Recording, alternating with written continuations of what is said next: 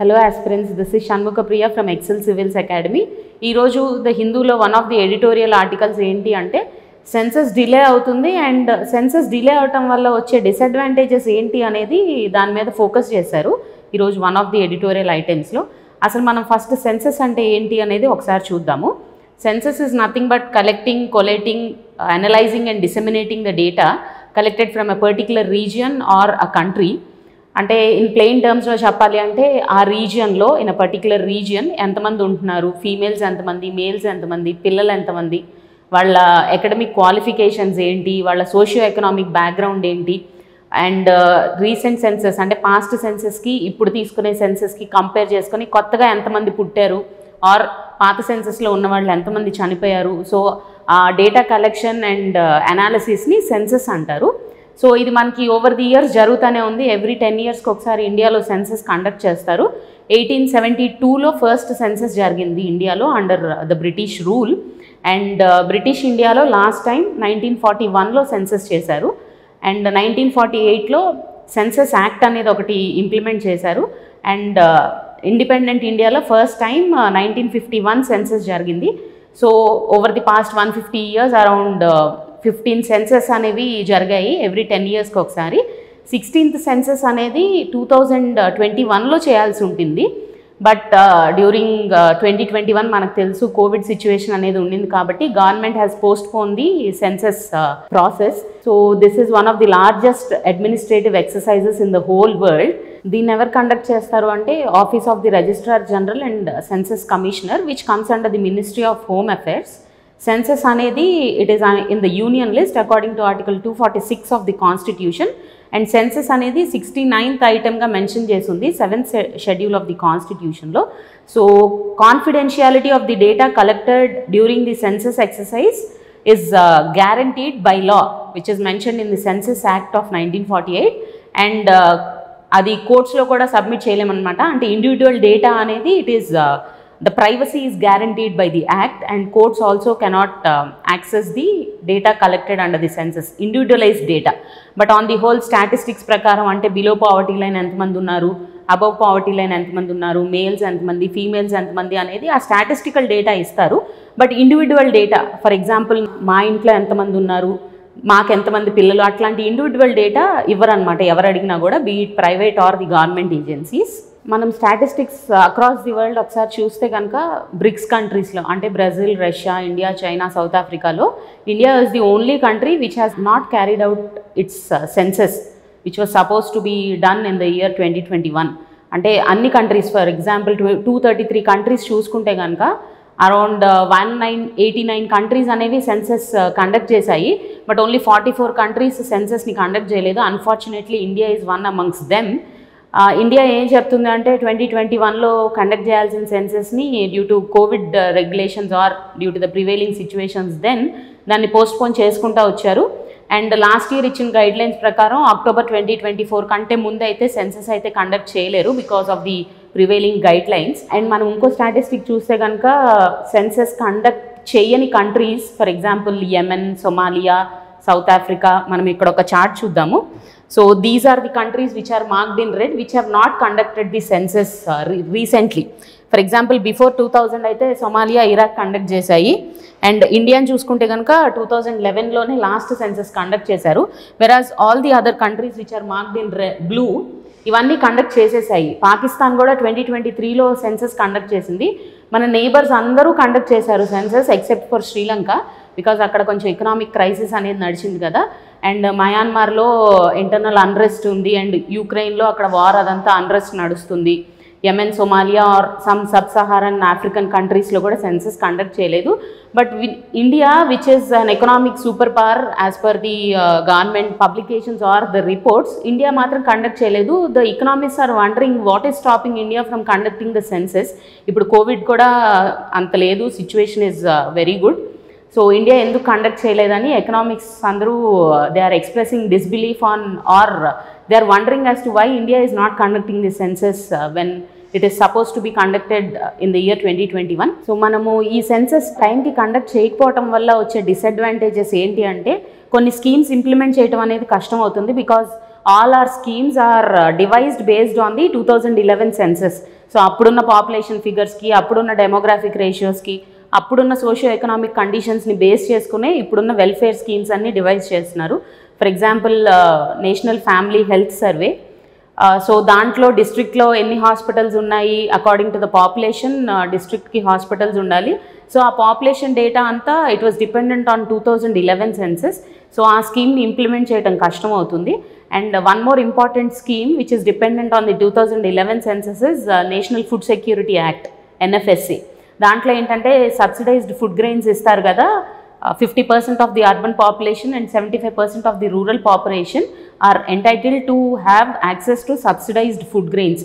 మనం చూస్తే కనుక PDS స్టోర్స్లో రేషన్ బియ్యం కానీ ఇట్లాంటి ఐటమ్స్ తెచ్చుకుంటారు కదా, సో దాన్నే నేషనల్ ఫుడ్ సెక్యూరిటీ యాక్ట్ అంటారు.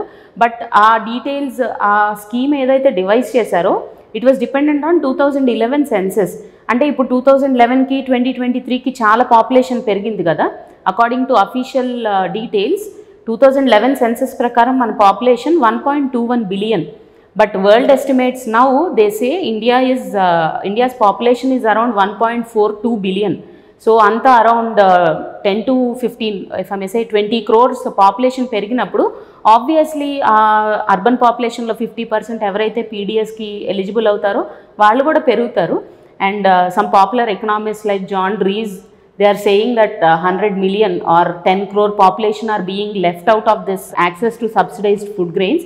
సో ఇట్లాగా డేటా పాతదవటం వల్ల మనము లిమిట్ని పెంచలేకపోతున్నాము. ఈ access to subsidised food grains ఎవరైతే ఎలిజిబుల్ అవుతారో వాళ్ళకి అందాల్సిన వాళ్ళకి అందట్లేదు అనమాట, బికాస్ ఫిగర్స్ కరెక్ట్గా లేవు మన దగ్గర.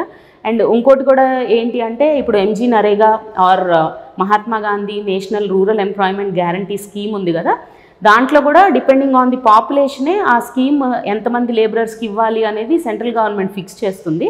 But that is also dependent on 2011 census, whereas now the population has increased and the beneficiaries that will fall under the MG Narega would also increase.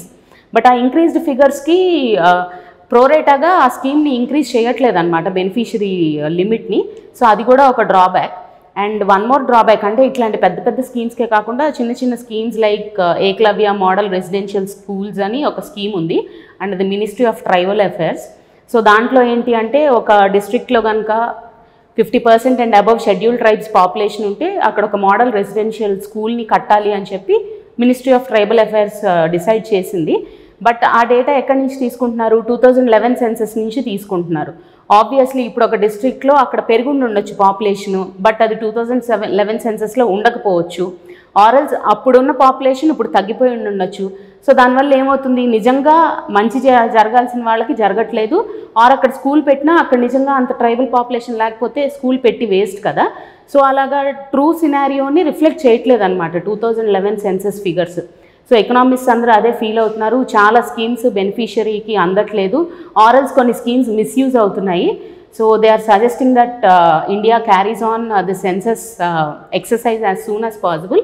And దీనికి ఒక క్రిటిక్ కూడా ఏమంటున్నారంటే క్రిటిక్స్, ఎందుకు BJP government which is in power at the centre సెన్సస్ని ఎందుకు conduct చేయలేదు అంటున్నారంటే, according to 84th Amendment to the constitution in 2001 delimitation exercise అనేది 2026 దాకా జరగకూడదు అని చెప్పి ఆ అమెండ్మెంట్ యాక్ట్లో మెన్షన్ చేసింది.